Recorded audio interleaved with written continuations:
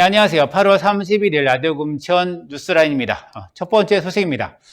금천구청 공무원이 3명이 성추행 혐의로 구속되는 아주 초유의 사건이 발생했습니다. 단위 사건으로 3명이 구속되는 것도 좀 이례적이고요. 이런 것들이 중앙원으로 좀 크게 다뤄지고 있어서 금천구 시민으로서는 아주 큰 마음의 상처를 경험하고 있고, 특히 피해자 같은 경우도 있어서 좀 주목을 좀 되고 있습니다. 일단 3명 중에서 2명은 성폭력 범죄의 처벌 등에 관한 특례법상 특수준강제추행 혐의를 받고 있습니다. 한 명은 특수 준강제추행 방조 혐의를 받고 있는데요. 문제는 방조 혐의에도 불구하고 구속이 된 내용이라서 이 사안이 그만큼 크다는 반증을 하고 있습니다. 일단 혐의는 그렇고요. 구체적으로 지난 8월 26일 날 목요일 날 2명이 우선 구속이 됐습니다. 구속이 되어서 당일 8시에 유성원 금천구청장은 사죄한다는 입장문을 밝혔는데요. 좀 주요 내용을 참 살펴보면 불미로운 사건을 전하게 되어 구민 여러분과 직원들, 그리고 무엇보다도 고통을 겪고 있는 피해자와 그 가족분들에게 진심으로 사죄의 말씀 올렸고요. 또 구청장으로서 이번 사안을 매우 엄중하고 무겁게 받아들이고 사법기관의 최종 결정에 따라서 무관용 원칙을 적용해서 관련 직원을 엄벌하겠다고 밝혔습니다. 그럼 여기서 준강제추행이란 무엇인가라는 부분인데요. 일단은 강간 또는 강제추행과 준강제추행은 다릅니다. 준자를 붙은 것은 일단은 청법 제299조에 좀 명시가 되어 있는데요. 심심상실 또는 한거불능의 상태를 이용하여 간음 또는 추행을 한 자를 말합니다. 그러면 여기에는 특수가 붙습니다. 그럼 특수준강제는 어떤 것이냐? 일단 성폭력 범죄의 처벌 등에 관한 특례법에 따라서 특수준강제추행이 붙는데요. 일단은 특수강간의 제4조에 규정되어 있습니다. 흉기나 그 밖의 위험한 물건을 지닌 채 또는 2명 이상의 합동하여라고 되어 있습니다. 여기서 적용되는 것은 바로 2명 이상의 합동이 이게 적용되는 것 같고요. 제3항에 보시면 1항의 방법으로, 그러니까 2명 이상의 합동으로 제99조 때는 중강제추행의 죄를 범한 자는 아까 요 형량에 따른다는데요. 지금 최소 강제추행 같은 경우는 5년 이상의 유기징역에 처합니다. 벌금형이 없고 일단은 실제 징역형밖에 남지 않습니다. 그래서 상당히 가중처벌을 받는 거고요. 그래서 범죄 유형이 되게 중하게 지금 구분이 된 상황입니다. 여기다가 좀 더 충격을 주고 있는 것은 어제 JTBC가 단독 보도를 한 내용입니다. 우리가 처음에 이 사건을 접했을 때 식당에서 벌어진 것으로 추정을 했습니다. 관련된 사건 병이나 이런 것이 전부 나온 것이 없고 구청 같은 경우도 함구를 하고 있는 상황이었기 때문에 대부분 사람들은 식당을 술을 먹고 또는 술집 술을 먹고 이것이 벌어진 일이 아닌가 추정을 했었는데 JTBC에서는 이것이 주민센터 안에서 성추행이 발생했다 라고 밝혔습니다. 그래서 그 내용이 고스란히 CCTV에 찍힌 것으로 좀 나타났는데요. 그래도 주민들은 더 좀 충격을 좀 받고 있는 상황입니다. 그래도 좀 내용을 좀 정리하면 일단 피해자는 1명입니다. 피해자는 1명이지만 성추행 사건으로 구속된 것이 3명이고요. 가해자는 2명, 직접적 가해양은 2명이고 방조자가 1명인데 그렇기 때문에 특수준강제추행입니다. 그래서 최소 5년 이상의 그러면 구형을 좀 할 수가 있는 거고요. 여기서 좀 주목되는 것은 방조자 1명도 구속이 됐다는 것입니다. 그리고 가해 장소가 주민센터라는 것이고, 그럼 과연 이 공무원 3명은 술을 언제 먹었는가? 낮에 먹었는가? 밤에 먹었는가? 그럼 밤에 먹고 또 주민센터 술을 다시 먹었는가 해서 좀 문제가 발생할 수 있습니다. 만약에 주민센터에 또 술을 먹었다 하면 사실 공직기강에 좀 해이를 될 수 있지 않을까 생각이 좀 드는 거고요. 문을 닫은 상황에서 안에 공무원들이 술을 먹는 것이 가능한 일인가? 그런 것이 용인될 수 있는 일인가? 우리가 다시 한번 짚어볼 필요가 있다고 생각합니다. 하여튼 지금 금천구로서는 주민들과 또 금천구청 모두 상당히 좀 당혹스러운 일이 아닐 수가 없고요. 이후 재판 과정에서 어떤 일이 벌어졌는지 좀 소상하게 알 수 있을 것 같습니다. 아직은 구속 수사 과정이고요. 수사가 마무리되면 바로 재판이 연결될 것이고 그때는 좀 방청도 가능하니 구체적인 내용이 좀 나오지 않을까 생각이 듭니다.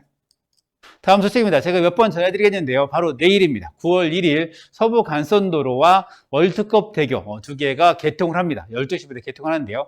별도의 개통식을 가지지 않고 온라인으로만 진행이 된다고 합니다. 일단은 이것이 왼쪽 사진이 현재 개통 예정인 서부간선도로의 모습입니다. 지금 편도 2차로죠. 지금 오른쪽 사진에 보게 되면 이게 독산동 지점에서 진입로입니다.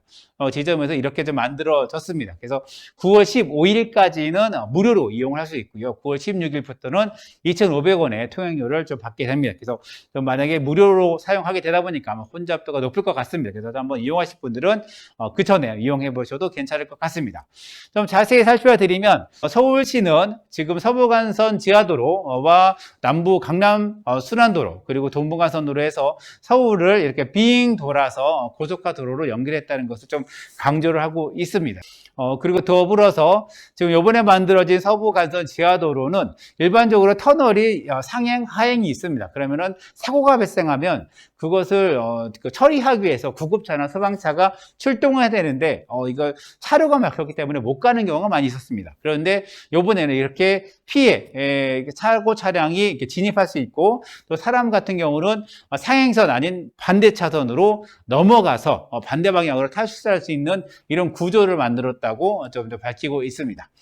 월드컵 대교 같은 경우도 같은 날, 같은 시에 개통이 되는데, 월드컵 대교는 여기 성산대교가 있죠? 성산대교 바로 옆에, 그 공사, 지금 난지도, 구 난지, 한대공원과 연결되는 곳입니다. 그래서 많이 왔다 갔다 하신 분들이 공사 중이었던 다리 하나가 좀 보였을 것입니다. 사실 저도 왔다 갔다 하면서 근 20년 동안 보지 않는가 생각이 드는데요. 그 월드컵 대교가 이제 개통을 했습니다. 여기 밑에 있는 사진이 바로 대교의 사진인데요. 이러므로 해서 사실 성산대교가 상시 정체가 됐던 구간입니다. 그래서 조금 더 이런 정체가 좀 완화되지 않을까 생각이 좀 들고요. 일단 9월 1일부터 서부 간선도로와 월드컵 대교가 개통한다는 소식 전해드렸습니다. 다음 소식입니다. 이사 주택 공급 대책 발표가 된 지 지금 거의 6, 7개월이 좀 지나고 있는데요. 그때 주민 설명회에서 우리가 5월달과 6월달에 각동, 시흥 3동, 4동, 5동, 그리고 가산동에서 주민 설명회를 한 바가 있습니다. 그때 모든 설명의 결론은 법률이 통과돼야 수정돼야 최종을 알 수가 있다라고 또 밝혔는데요. 그 법률이 9월 21일부터 시행이 됩니다. 가산동 같은 경우는 공공주택 특별법으로 적용을 받고요. 시흥 3동, 4동, 5동 같은 경우는 빈지 및 소규모 주택정비 특별법으로 적용을 받습니다. 두 법률 모두 7월 20일에 개정이 됐고요. 9월 21일부터 시행이 됩니다. 법률이 개정된 다음에 왜 바로 시행을 하지 않느냐면 이 시행 규칙이나 시행령 같은 걸 좀 만들어야 됩니다. 그래서 그런 거에 시간이 좀 걸리고 있는 것으로 보고요.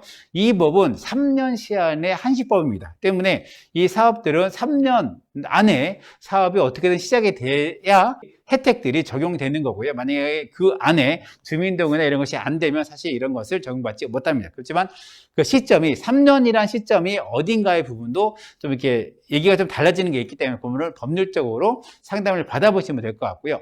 일단은 가산동 같은 경우는 공공주택 특별법상으로 현재 찬반은 있지만 다수의 의견에 따라서 진행될 것이다 라고 이제 밝혔습니다.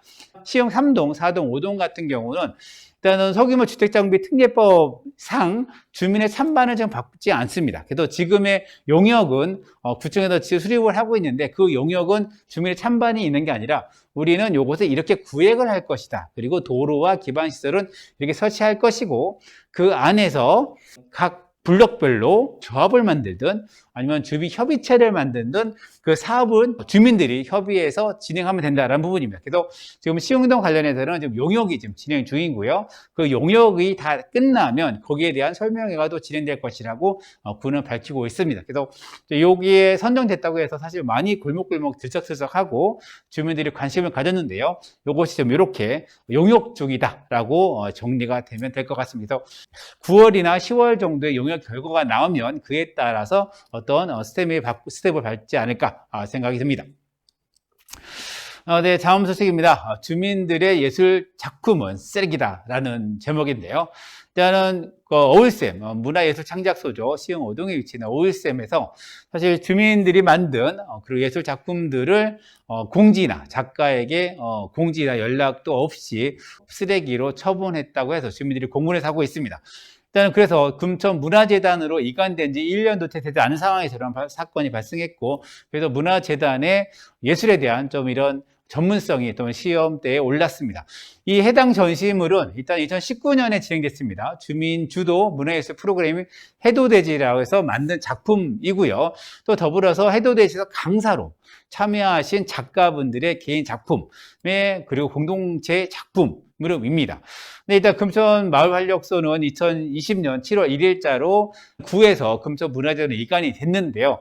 그래서 주민들은 어떻게 작가의 허락도 없이 이런 물건들을 쓰레기로 버릴 수가 있느냐라는 부분입니다. 그래서 OSM이나 문화재단 측에서는 일단 여기에 대해서 아직 공식적인 해명은 없습니다. 하지만은 이 작가분들이 사실 생활예술이라고 하고 그 생활예술이 구에서 이런 함께 작품을 만드는 과정 속에서 그 작품을 어떻게 관리할 것인가도 상당히 문화예술의 하나 큰 영역입니다. 그럼에도 불구하고 이렇게 무자비하게 작품들을 버리는 것은 과연 어떤 문화예술 정책인 건지 한번 되짚어 볼 필요가 있을 것 같습니다.